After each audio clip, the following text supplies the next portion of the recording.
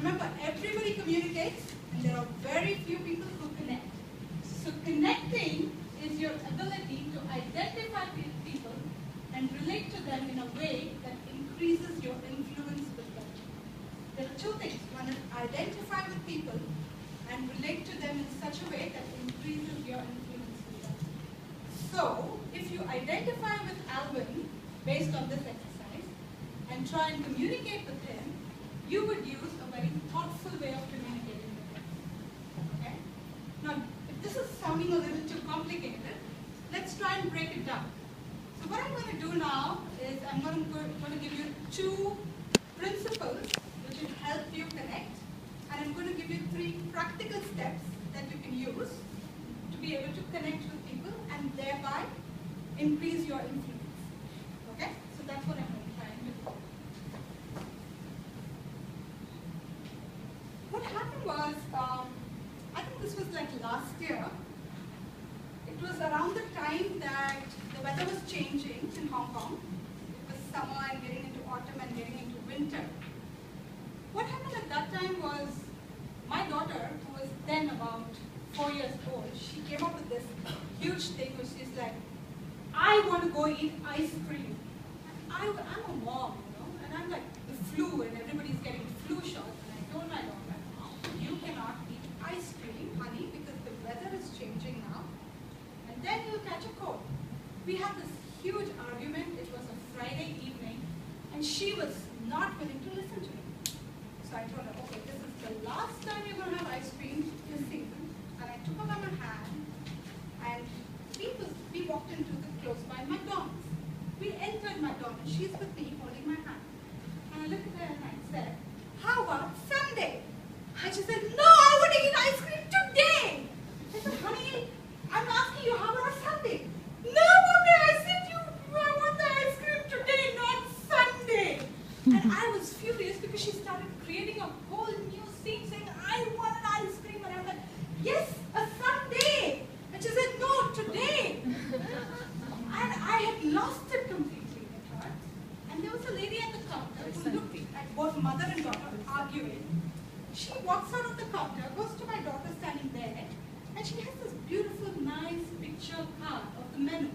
And she goes to my daughter and she says, honey, this is the ice cream menu. This is cone sundae, this is cup sundae, and which one do you want? And my daughter says, mommy, I'm going to eat an ice cream cup sundae today. I had this stupid, sheepish grin there because I am supposed to be the mom, see? I was supposed to understand something, but I was communicating from a different angle, and I needed somebody else to walk in and bring me out of the picture and make me see what was happening. Do you realize that? When you are communicating and trying to connect with people, we forget that communicating is about others. We ourselves have to move out of the picture and then start connecting with people. So that is the first principle that we want to do is connecting is all about others and not about ourselves. We move from me to you, me to we, and that's when you start connecting with others. It's as simple. You might be doing it at home, you might be doing it at work, you might be doing it at an audience. All the time it's about others.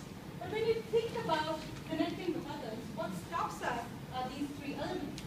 One is immaturity, ego to be told, and the failure to value everybody else when we are communicating. These form barriers to us when we're trying to connect with others. It keeps us blindfolded and we are not able to go ahead. Okay? So this is one principle which you can think about when you're trying to speak for influence. Now how to put it in practice, I'll tell you when we come to the practical section. Okay? So this is principle number 1. Now let's look at the second principle. Okay? I want you all to raise your hands. Can you all raise your right hand for me, please? Aya? Can be moved. Fold this little finger like this, just the way I'm doing it, with 2 fingers and a thumb. Turn it around 3 times. Turn it around 3 times. And now bring it and keep it to your chin. Keep it to to your chin. See, wherever you all kept it? I said, keep it to your chin. Look at your neighbor. Except James, wherever you all kept it? I said, keep it to your chin. Chin. But wherever you all kept it? Chin. Chin. Cheek. So why did you all keep it to your cheek? Why did you all do this and not this? I said, do this. You all did this. Why did you all do that? Observe you. You do this, I follow you. Follow your body. You followed me. Yeah. You followed me. Right? What does it mean? My words didn't really matter. Because when you are trying to connect with people, you have to understand that we move beyond words. Words just form 7% of our communication, and everything else is something else. What is that something else? Now let's try another little exercise, okay? Now, how many of you drink coffee? How many of you drink tea? Tea. Okay, great. Since most of you drink tea, I want you all to just close your eyes for a minute and imagine, can you all close your eyes for a minute? And imagine a cup of tea. Okay? Open your eyes. And Alan, can you tell me what did you feel when I said close your eyes and imagine a cup of tea? Warm. Anybody else on this side? Hot and brown. Hot and brown. Hot and brown. Brown. Black. Okay. Anybody else? Nice tea. Iced tea. Okay. Flower tea. Did anybody of you, when you close your eyes, think of this? Did you get this vision in your mind? Did you No. get TEA when you close your No, eyes? Or no. did you all think of your cup of tea, your different types of tea? Did you do that? That's why we say connecting goes beyond words. Okay? It's not the words that matter, it's something else. There are three components. One is the thought, which you thought of. One is the emotion, when somebody said warm. And the action is what you do at the end of it. So communication here goes beyond these three things. So that's why we say the connecting principle goes beyond words, wherein you're trying to have your words, your tone of voice, and your body language. Okay? So what we say is 7%, the way we say it is 38%, and what others see is just 55%, which is our body language. So our words matter only to 7%.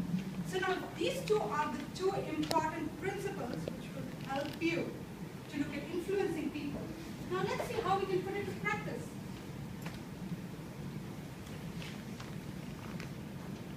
When you have to actually put this to practice, the first thing that you need to do is to try and find common ground.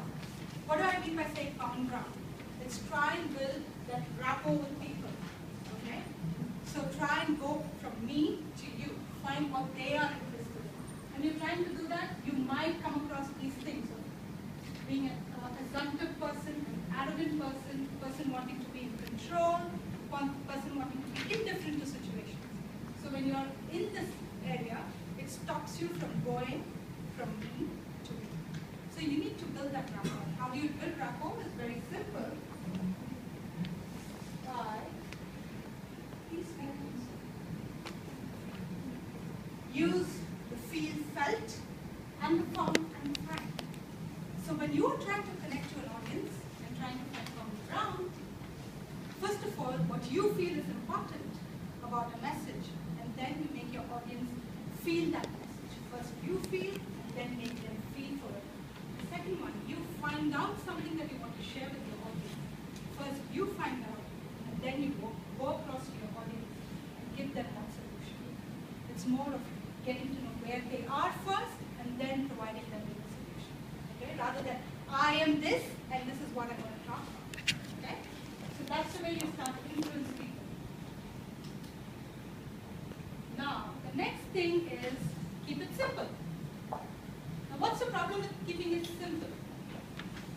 The problem with keeping it simple is that the art of simplicity is so simple that keeping it simple becomes a problem, and then simplicity becomes a bigger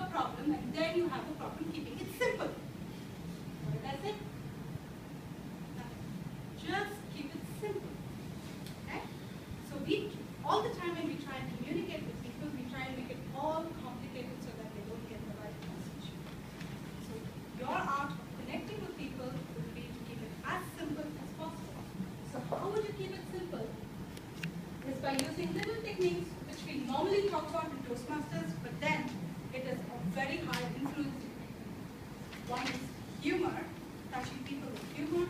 One is touching people with a good, heartfelt message, giving them hope and helping them. And when you talk to people, you always relate to them, not about them. Okay? And saying it with a smile all the time break that barrier, and you reach out to people, and you just start to connect with them at the initial stage. Now you've done all of this. You've got a nice message, you've smiled, and you also said it, and you've built all that rapport.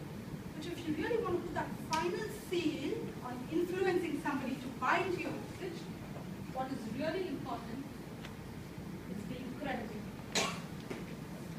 Do you live what you speak? It's so important. Many times we have speakers who come in and give nice stories, but then they are not part of the story. Okay? So as you build your influence, it becomes important for you to look at your credibility checklist. Whether are you following that message or not? So many times we have people who come in and say, I have a daily routine for myself. I wake up at 5 o'clock in the morning, and they finish their speech, go back and say, I have such a problem getting up at 5 o'clock in the morning. You see that happen all the time. So you have to work towards communicating as the first step. The second step is being a good connector. But if you have to be a successful communicator and a connector, you need to bring in that little credibility element into your talk, wherever you are, trying to connect one-on-one, connecting with a group of audience, and connecting with our audience. The key is, are you able to say yes to yourself first before you can say yes to somebody else and take your message to the audience? Okay? So those are the three techniques that you can use. One is connecting on common ground, find what the others want and relate to them. The second one is keep it very simple when you're trying to connect with people. And the third thing is come across as being credible. Because you have to remember, when you're trying to speak, there are three things that people ask for. One is, can you help me? Can I trust you? Can you lead me to where I want to go? Remember these things whenever you're trying to speak and connect. And then finally, when you've done all of this, what happens is, you move from being just influential to actually start inspiring people. At the end of the day, you feel good when you really inspire people to do something, right? That's why we come up with great speeches. And that's when we talk about what people know, what people feel, what people see, and that leads to inspiration. Okay? So my last little message to all of you is this. I've spoken about communicating, I've spoken about connecting. Now, if you really want to imbibe connection, you have to take it as a day-to-day activity, not only when you come to Toastmasters for a meeting. Okay? It's more of an attitude thing. It's a mindset thing which needs to happen. You have to learn to value people first to start being a good connector. Okay? And since you've all come in here, I think it's a great opportunity to visit Oasis Club. Do keep coming back and enjoying our meeting.